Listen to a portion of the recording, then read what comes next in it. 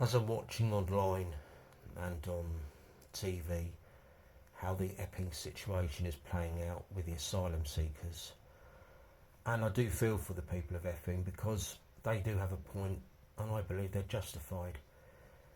How is it that groups of young men from different cultures with no ID, with no criminal background check, are allowed to stay in hotels? You know, let's not forget these are good hotels, food paid for, etc., etc. Never put into our system. That's another conversation. However, they're put into areas where there are families, mums, dads, uncles, aunts, nieces, nephews, whatever, that are worried about the lack of safety or the lack of, let's say, risk assessment towards the people that live there.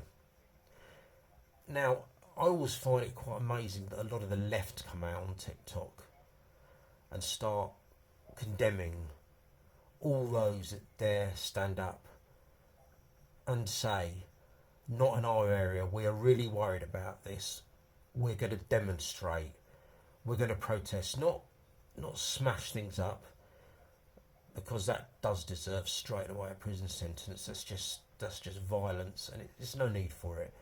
But to stand there and protest, I agree with that's freedom of choice, freedom of democracy, whatever you want to call it. But I'm always amazed to see how so many of the left have now come out. People that are very, very straight to attack those of working class mainly. How dare they have an opinion? They're racists. They're fascists. They're far right. Well, let me say something to you lefties.